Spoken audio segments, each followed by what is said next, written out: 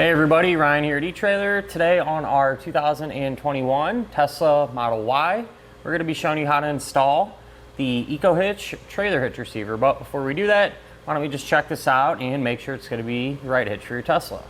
One of the really cool things I like about this hitch is the fact that it is going to be hidden behind your bumper, which I think is important on a Tesla. You know, these things look really cool.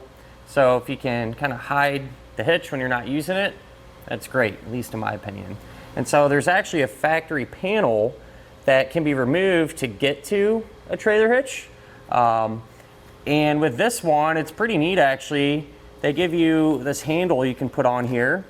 And to me, you know, it kind of is what it is. I don't really love it or hate it, it's just kind of there. But there's a super strong magnet. This thing is no joke. And so when you're ready to use it, essentially just pull it out, and then when you're done, you pop this back in.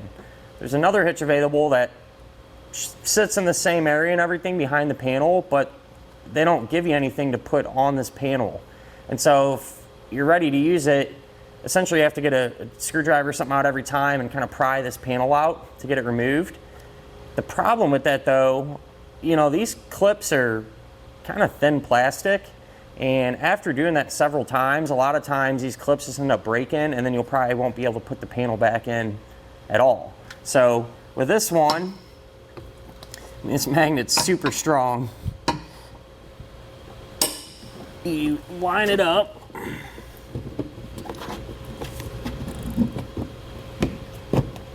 And it just pops in like that. So pretty cool. It's not going anywhere at all. Like I said, that magnet is super powerful. And that's really all there is to it. You know, obviously then when you're ready to use it, that pops out. You can throw this in the trunk or whatever and use your accessory.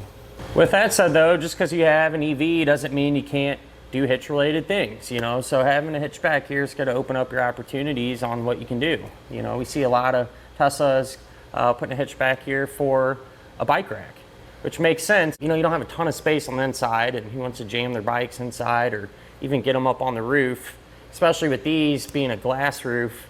I feel like you're one slip away from having an expensive repair there. So avoid all that. Having a hitch, you know, you can slide your accessory in and go hit the road.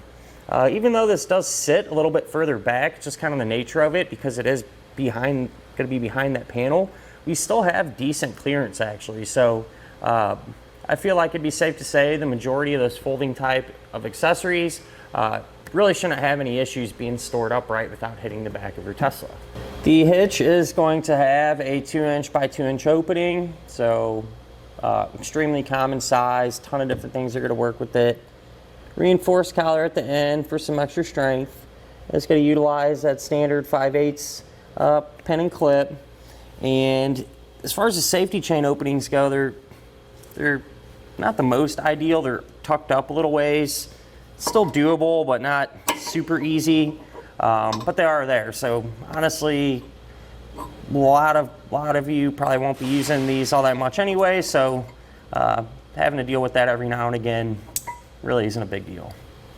As far as the weight capacities go, it's going to have a 350-pound maximum gross tongue weight rating. That's going to be the amount of weight pushing down on the hitch. So you should be able to use those 1 to 4 bike racks, for example, just, you know, depending on how heavy your bikes are and everything else. As far as the maximum gross trailer weight rating, that's going to be 3,500 pounds, and that's going to be the amount of weight pulling on the hitch. So weight of the trailer plus anything you might have on it. I do always like to suggest, so it's probably a good idea just to grab your Tesla's owner's manual. That way you can make sure your Tesla can handle that much weight safely. Other than all that though, at the end of the day, in terms of a trailer hitch for the Model Y, I feel like this is probably the most user-friendly one there is in terms of, you know, how you're going to be able to get to it and use it, and how it's going to look and things like that.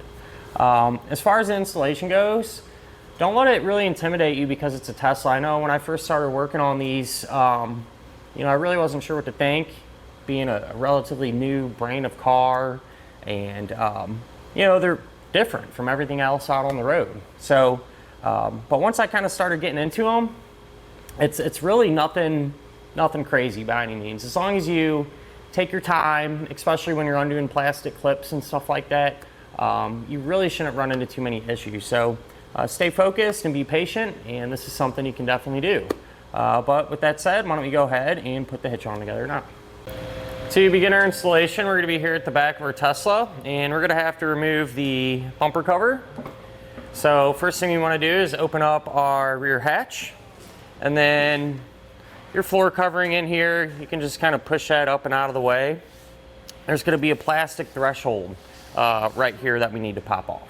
To get this piece off, you're just going to take a trim tool, something like this you can pry under this piece with, because there's some fasteners underneath here. You can't see them, but they just pop out. So we'll kind of get underneath here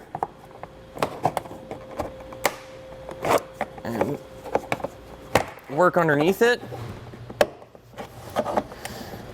Just kind of carefully start to pop this out.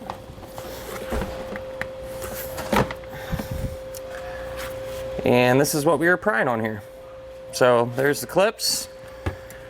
If one happens to pop out, not really a big deal. You can just slide it back in, but we'll go ahead and set this off to the side. Here in the corner, with that threshold out of the way, we can get to this push pin fastener. So we're going to pop this out. Just take a flathead screwdriver, pry underneath the head of it, and pull the whole thing out. And I want to mention from this point on, anything we do to one side of the vehicle, we'll do to the other side because it'll be set up the same way. Now if you look just on top of your taillight, we'll have these plastic covers and we need to pry them off.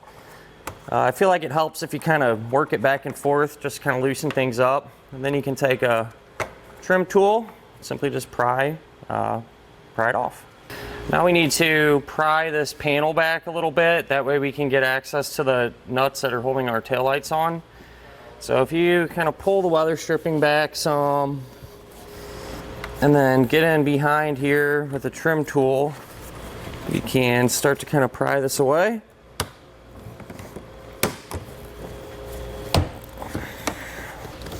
You're not going to be able to get it out very far, but that's okay. We just need to get to about this point.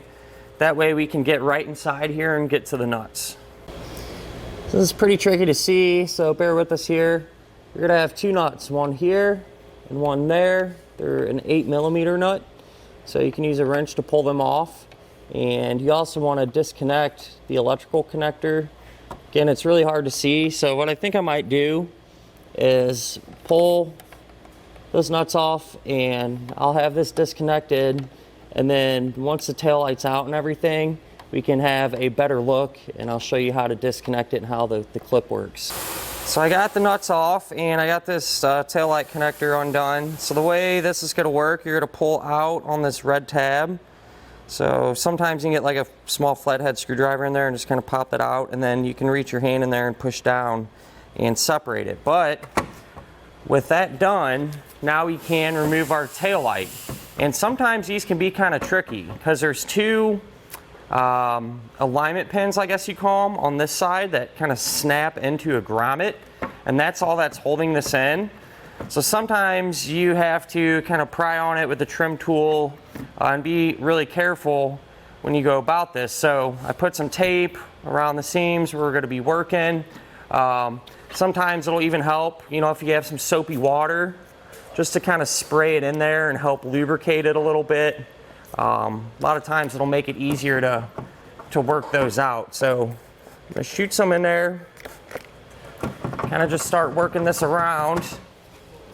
And just take your time with this, because if you get to prying on these, you know, they're pretty easy to crack. So this one's actually coming out pretty easily. I think that soapy water really goes a long way. All right, so I was able to get this to pop free. So those are the pins I was telling you about, and that's kind of just snaps into some grommets. And once you get that soapy water in there, you know, it really helps to pull these out. So with this out of the way, I'll go ahead and set off to the side. So now if you move to your wheel well, just behind your back tire, we have a mud flap here. Some of you might not have a mud flap, but the process kind of holds the same. If you don't have one, you'll probably have two fasteners similar to these you need to pull out. But we've got the mud flap. So these sometimes can kind of get hung up. It's just a plastic Phillips screw, and they're kind of tricky sometimes because you have to put enough pressure so you don't strip the head of the screw out, but not too much because then it won't back out. So at times you can just do this by hand. And if these are super dirty and wanting to get hung up, again, kind of with that soapy water, if you spray some in there, let it sit for a minute, and maybe kind of work it around, it might make it easier. So the head of it will pop out, and then you can get a flathead screwdriver, pry the base of it out, just put those back together so I don't lose them. And I'll do the same exact thing for this one here. Now underneath the vehicle, if you follow our mud flap down, we're gonna have a 10mm head bolt there. You can pull that out, and then we should be able to take our mud flap off, get that out of the way, and then around this whole edge, we're gonna have several push pin type fasteners that we can pull out. So with these, take your screwdriver, or even a trim tool, if you got one, that works too. But you're just gonna pry underneath the head and get them removed. So I'll just work my way all the way across this back edge here. While we're still under here, along that same edge, we're gonna have several 10mm head bolts. So we'll go ahead and get all those removed. Now what we can do, move to our wheel well again, and this plastic trim piece, that's gonna have to be popped out. That way we can get to a bolt behind there. So I suggest using some painter's tape and just kind of covering up our whole working area here. And these can be a little tricky sometimes. If you want to grab it and just kind of gently start to work it, I try to kind of loosen things up, and sometimes I get lucky and they'll just kind of pop right out. If not though, if that doesn't happen, you can always take a trim tool and just kind of pry in there and work your way up, kind of like how we did the threshold in the trunk. But there's 3 of these push pins that were holding this in place. But with this up like this now, we're gonna have a bolt right there. So that's one we're gonna have to pull out, and we're gonna use an 8mm socket.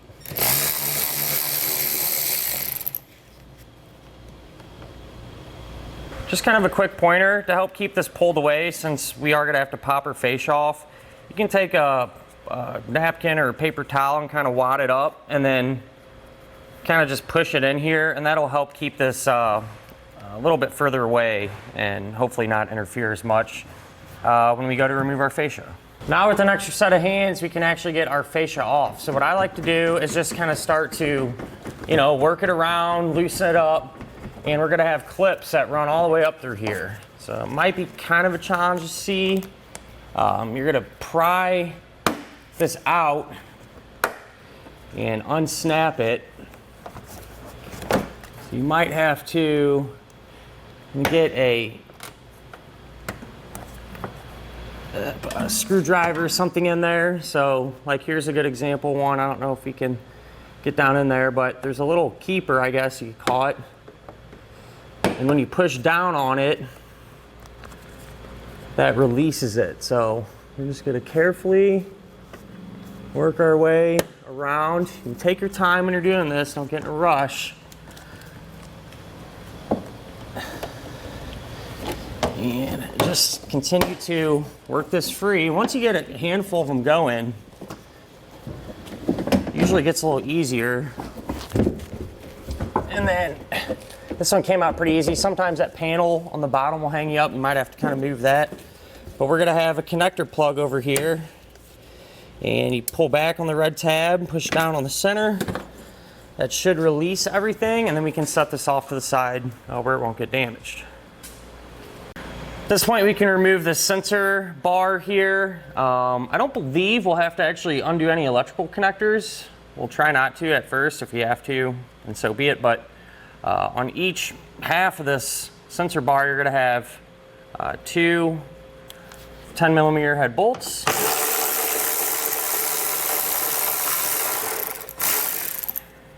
So we'll get those removed. I already took the other ones off. And you should be able to just kind of pop this out. And it actually looks like our wiring here can kind of just let this hang while we work on everything else.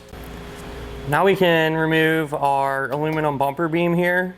So inside of these holes, we're gonna have 3 15mm head nuts. So we'll grab our socket and an extension and get all those removed.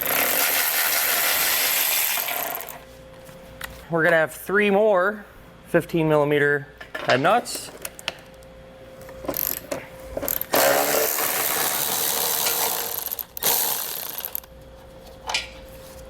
And I already took them off on the other side here with the exception of one.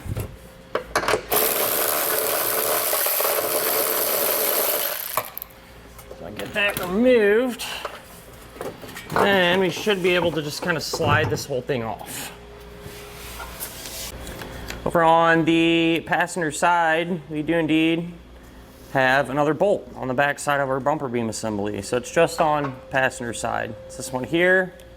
It's going to be a 13mm. We'll pull that out, and then we should be able to kind of separate our plates from the bumper beam.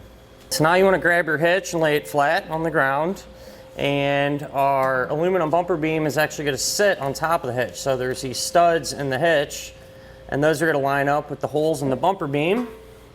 So go ahead and just set that right in place there.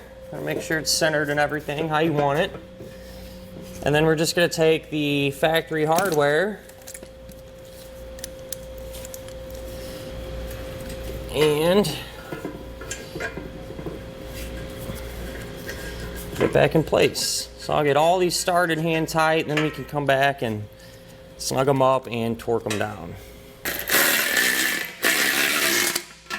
Now we want to come back with a torque wrench and tighten this hardware down to the amount specified in our instructions. So now if you flip the bumper beam over, if you remember that kind of that hidden bolt from earlier, there's going to be a hole in the hitch that lines up with that, and they give you a new bolt and a flat washer, and you're going to have a spacer that slides in between there to kind of fill that gap up. You put the bolt in. Looking back at it now, I probably would have got this started before I tightened this down, because this was pretty tight, and I just had to kind of rub this on the concrete a little bit to sand it down, remove a little material to get to actually get this to fit in there. Not a huge deal, but might be able to save you a minute or two when you're doing yours. But I'm just going to take a pair of pliers here and essentially try to line this up.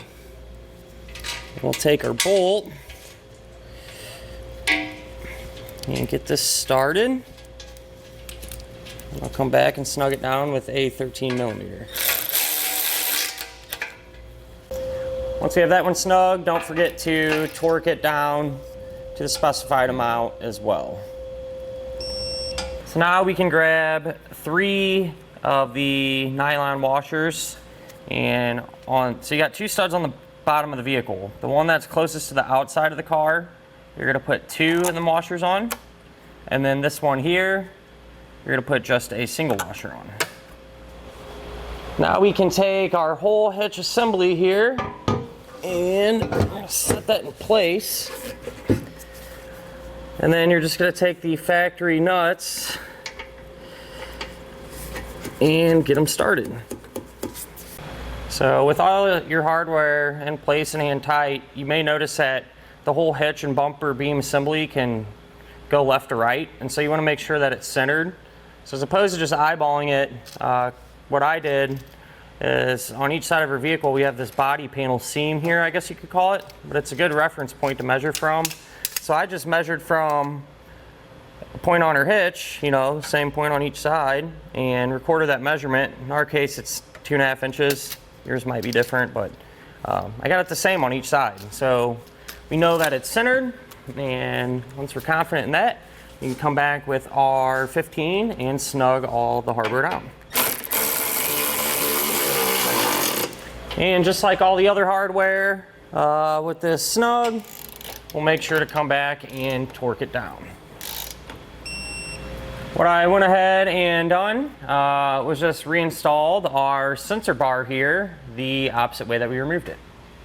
Now we can come over to our fascia, and if you flip it over so we're looking at the back side of it, there's going to be a small panel here in the middle, and we can remove that. So it should just pop down. So we can take that panel and we're going to put some marks on it. All right, so if you look on the back side, it kind of works out. There's these squares, almost like a template.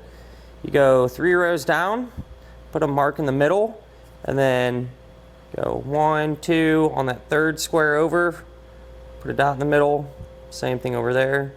Those dots should measure 4 1/8 of an inch apart. And just another quick way to tell, this bracket's eventually going to be back here. So you can just check that too. It looks like it lines up perfect. So I'm going to take a 1/4 inch drill bit and just drill out the center.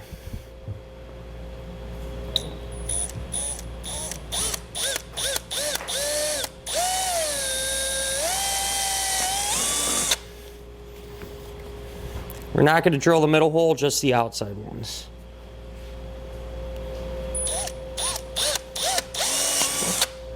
Still working with our panel here.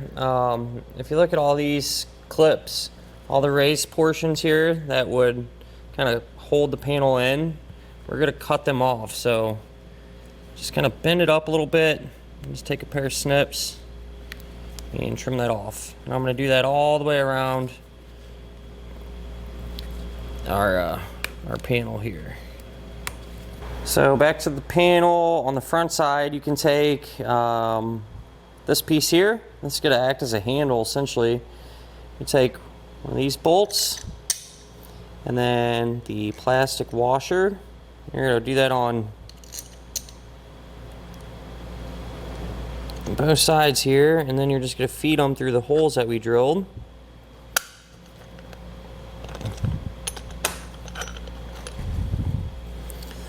If we flip this over, we can then take this piece, slide that over, and then flat washer, nylon lock nut, another flat washer, nylon lock nut. And this does move up and down. I think what I'll do is just try to get it square, centered rather. And then they give you an Allen key actually, which is pretty cool. We'll take that and a wrench.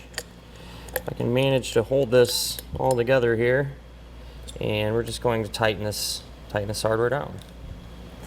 Now we can take our magnet and this screw, pop the screw through it like that, and this is going to go on the back side of that deal. Small flat washer, small nylon lock nut. We'll get this started and then just tighten it down.